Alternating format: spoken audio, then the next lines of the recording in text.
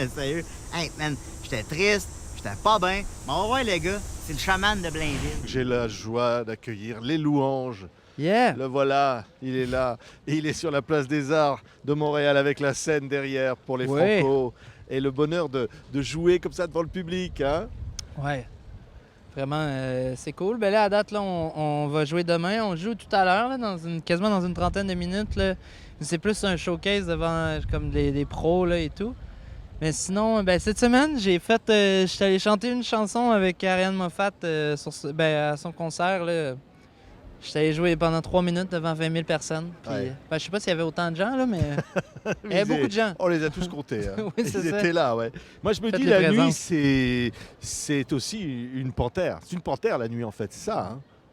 Hein? Ouais, ben encore là, aujourd'hui, je sais pas pourquoi.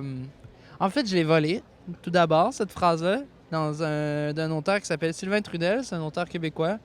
Puis j'ai trouvé ça dans un de ses recueils de nouvelles. Il y avait un personnage qui avait écrit un livre qui s'appelait La petite fille qui croyait que la nuit était une panthère. Puis je trouvais ça génial parce que je trouve ça cool comme figure tu sais, poétique de faire c'est quoi dans le mot? C'est pas de l'anthropomorphisme. Quand donner des attributs humains à un animal ou vice-versa, tu sais. Sauf que là, c'était un next level, tu sais, parce que là, c'était comme carrément la nuit qui avait les attributs d'un animal. Fait que ça ouvrait plein de portes, ça montrait un peu de la même manière que moi, tu sais, je viens de la banlieue. Au Québec, la banlieue, c'est pas la banlieue chez vous non plus, là. Tu sais, c'est pas mal plus... c'est vraiment un quartier résidentiel là, très, très, très tranquille. Fait qu'un peu, c'est ton échappatoire là-dedans, même si la vie est pas si mal, c'est un peu monotone, tu sais, puis... Fait que c'est dans la création ou les substances, ou peu importe, là, tu Ah sais. oui, carrément. Mais hein. faut des fois créer son propre fun, puis des fois, ben c'est ça, tu sais, c'est aller chercher... Je trouve que ça fait un peu cucu, là, de dire l'imaginaire, là, ou peu importe, mais c'est un peu ça, tu sais. J'étais capable de triper littérature, même si j'allais avec des bombes au terrain de baseball la nuit, tu sais. On va sous-titrer pour ceux qui ne parlent pas le québécois couramment. Ah, hein. c'est Non, pas non. si Ah, pire, ben, quand là. même, hein. Forcez-vous à la maison, là. Ben, la nuit, comme on le disait, est une panthère. C'est les louanges. Une panthère dans la chambre, devant la caméra, c'est danse.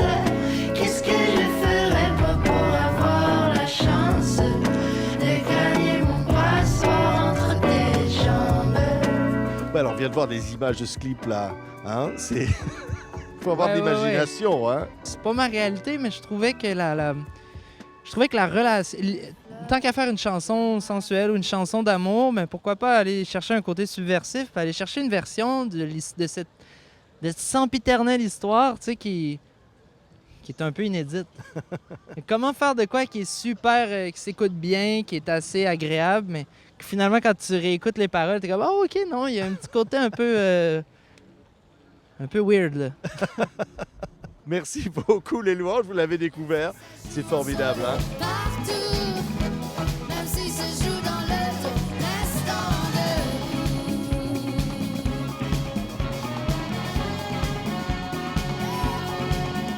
Bonjour, Anatole. Bonjour. On croyait au monde parallèle, on croyait que tout ça était vrai, cette société secrète mystérieuse qui était dans votre univers, dans vos disques, et vous venez de révéler que, bah non, Ouais, c'est que des mensonges. c'est vrai. Ouais. Ben, au tout début de cette aventure-là, je sentais le besoin d'inclure un peu de fantaisie et de fiction pour donner du poids à la proposition. Puis c'est devenu rapidement très lourd, fait que j'ai préféré liquider tout ça. Ouais, Ouais, la proposition, c'était de s'appeler Anatole, ouais mais et d'inventer, ben voilà, parce que normalement, c'est Alexandre Martel. Ouais, voilà. D'inventer un monde, je trouvais, on a commencé il y a peut-être 5 ou 6 ans, puis je trouvais qu'au Québec, la scène musicale manquait beaucoup de fantaisie et de spectacle avec un grand S. Là. Puis je trouvais que la plupart des propositions tournaient autour du gars d'à côté qui gratte sa guitare, puis que la scène offrait un potentiel beaucoup plus grand qui demandait Ouais. qu'à être exploité. C'est-à-dire Donc, casser les codes. quoi. ouais, voilà. Ou casser les codes, puis aussi puis montrer les codes, mettre les codes en évidence pour que les gens puissent toujours avoir conscience qu'ils sont dans un spectacle puis que tout est construit, même si on chante une ballade qui raconte la vie quotidienne. tout le monde est faux sur scène. Il n'y a pas d'authenticité pour moi. Et donc du coup, ça valait le coup de faire un testament. Ouais, voilà. Testament carrément. Ouais, la mise à mort. Puis Ouais, la mise à mort. Ouais.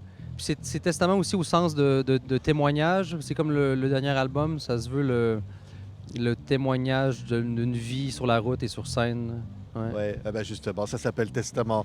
Regardez, Anatole va vous surprendre. Je t'attendrai pour ce que tu désires, ce que ton visage ne peut dire. Il le respire, il le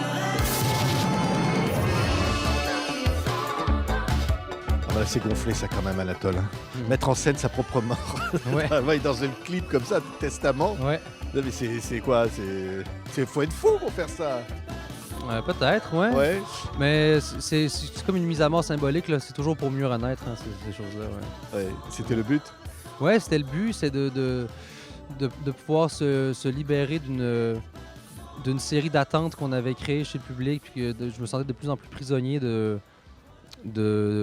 ce que les gens attendaient de nous, puis je préférais tuer ça tout de suite plutôt que de mourir pour vrai. Ouais. On emploie des mots, on dit c'est glam, c'est quoi? Ouais. C'est-à-dire le glam rock, c'est David Bowie, T-Rex, Ouais. c'est ça en fait l'héritage. Ouais, tout à fait, c'est de miser un peu plus sur la grandiloquence que sur l'intimité. Puis je trouvais qu'ici sur scène au Québec, il y a beaucoup de gens qui refusaient ça. Puis c'est souvent même.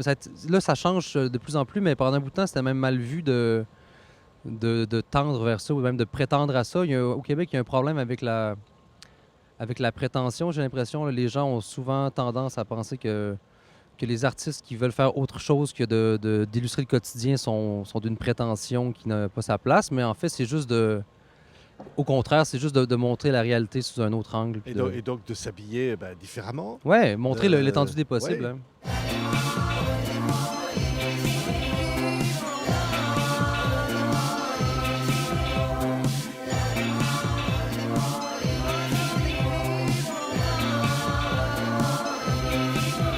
Vous voulez un aveu sur Ouais. ma vie privée? Oui.